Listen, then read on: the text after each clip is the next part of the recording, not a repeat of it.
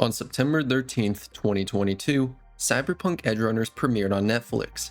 10 episodes released all at once, telling the tragic story of David Martinez, a story about dreams, ambition, sacrifice, and the unforgiving reality of Night City. By the end of episode 10, Maine's crew was gone, leaving only Falco on the run and Lucy alone on the moon. And for nearly 4 years, that's where the story ended. But somehow, we finally got what feels remarkably close to an episode 11. Not through a sequel, second season, or an OVA, but through a collaboration between Cyberpunk Edgerunners and Wuthering Waves. CD Projekt Red and Kuro Games have managed to deliver an experience that genuinely understands what made Edgerunners special in the first place. The event isn't just fan service or a collection of references, it's built around characterization, meaningful dialogue, emotional storytelling, incredible visual design, and perhaps most importantly, a sincere exploration of grief, memory, and moving forward.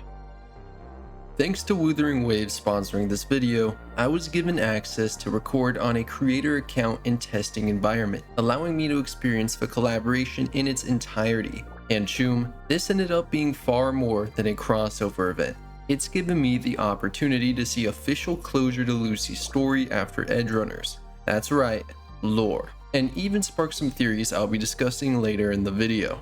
There's a lot here for every Cyberpunk fan to enjoy.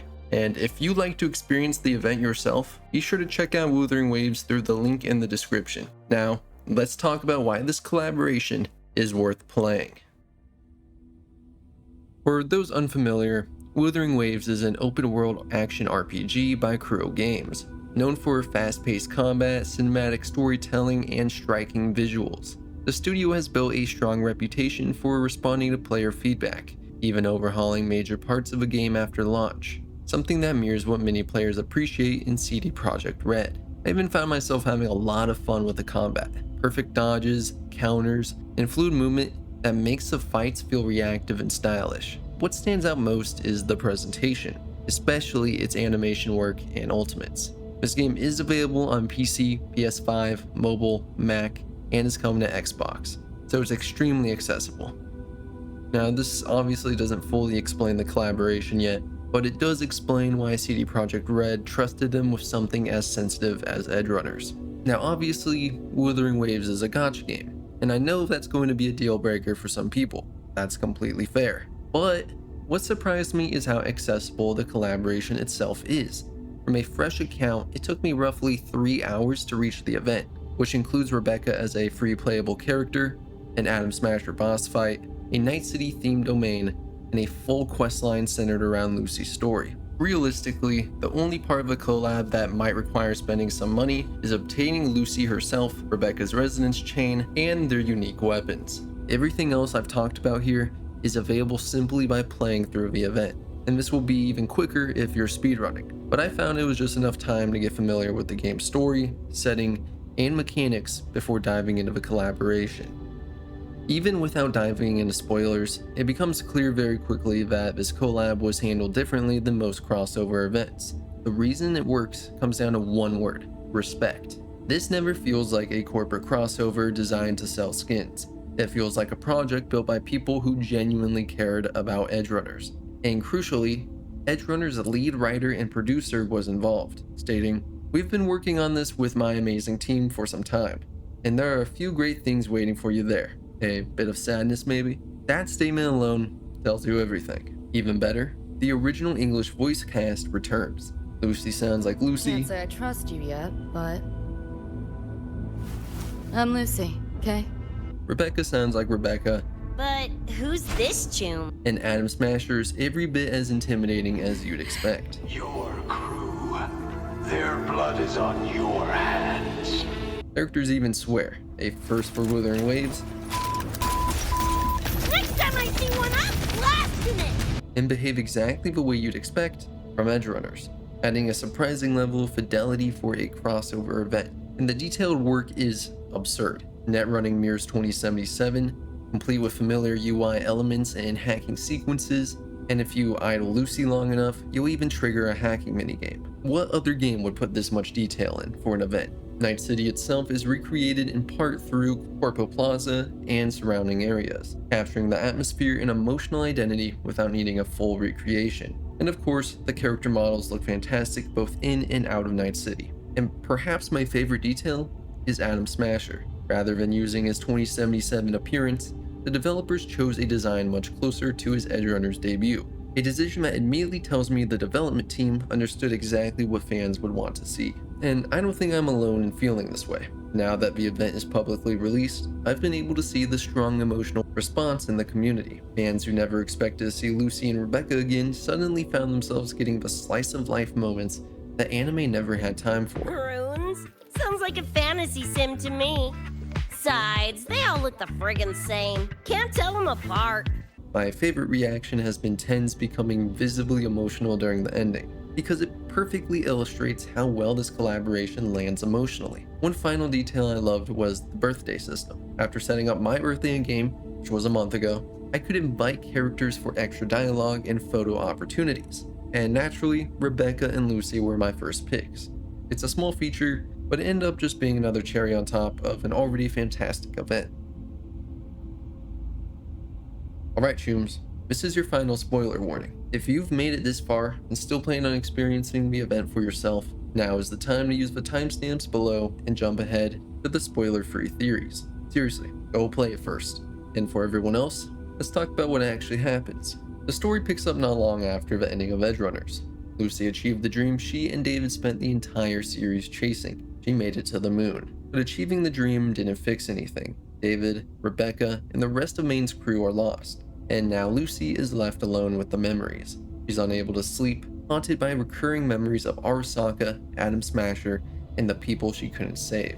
Even after reaching the moon, she's still trapped by Night City. At her lowest point, she turns to someone Cyberpunk fans will immediately recognize: Misty. Through her guidance, Lucy attempts to reconnect with the happier memories she shared with David, to find some form of peace, some form of closure. But while she's in that dream, she ends up pulled into a strange distortion connecting her world to the universe of Wuthering waves, and that's where the collaboration begins. What's clever about this setup is that the crossover isn't really about dimensional travel, it's about grief. The enemies Lucy encounters aren't random villains, they're manifestations of the trauma she's been carrying since episode 10. Adam Smasher, Arasaka's soldiers, the Black Wall, the fears and memories she has never truly escaped.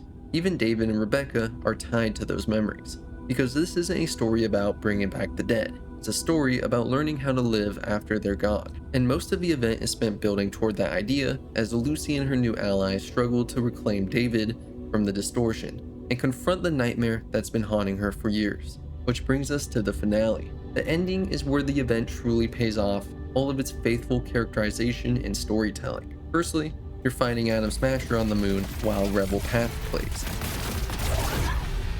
That is an absolute insane sentence to say out loud, yet somehow it doesn't even feel like fan service. I genuinely don't know how they managed to pull that off, but they did. And the real payoff comes afterward. Lucy finally gets a chance to speak with David again, not through some cheap resurrection, not through a miracle that undoes the ending of Edgerunners, but through a final conversation he never got to have.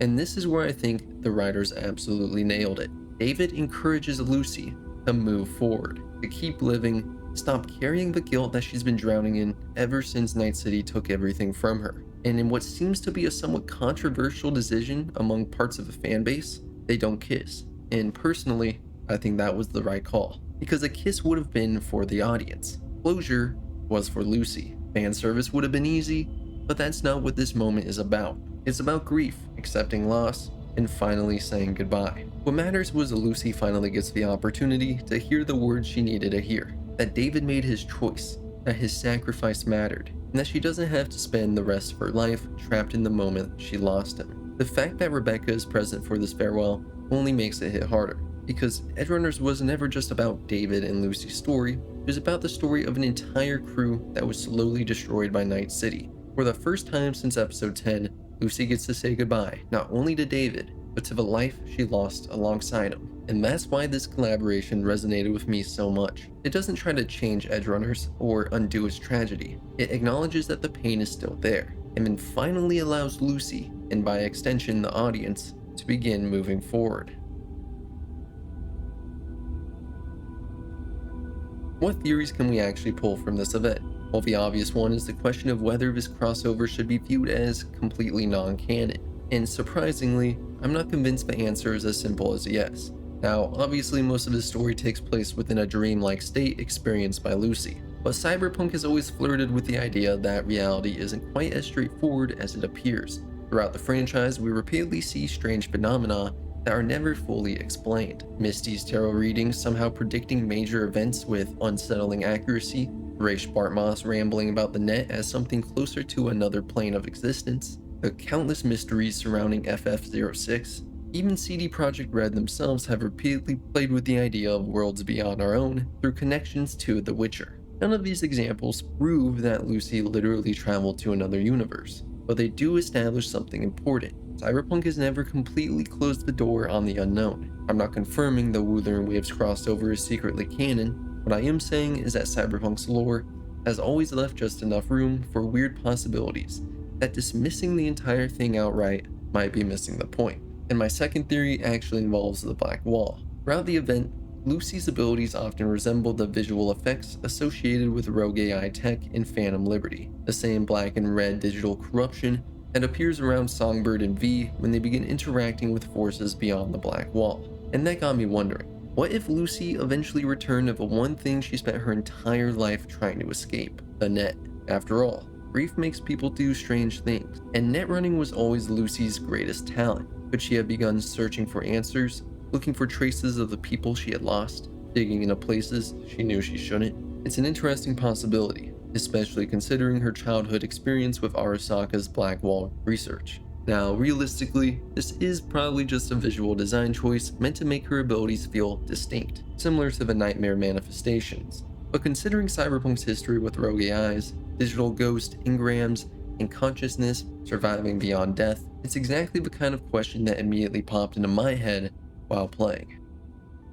So, at the end of the day, I don't think people are responding so strongly to this event because of banners, combat mechanics, or crossover marketing. They're responding because Edgerunners left a wound. For almost 4 years, fans were left wondering what happened to Lucy, whether she ever found peace, and whether David's sacrifice meant anything.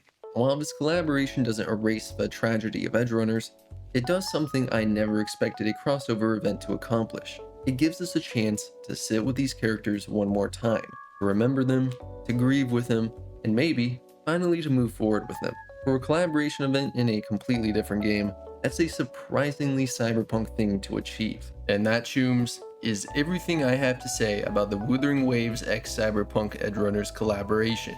Thanks again to Kuro for sponsoring this video and allowing me access to the testing environment. Make sure to use that link in the description to check it out yourself. And please, let me know all your thoughts down below. What do you find most exciting about this event? As always, a huge thanks to all the channel members on screen, as well as everybody who made it to the end of this video. I'm glad to be back making content, and hope you all will continue to enjoy. As always, have a great week, and I will see you later, chooms.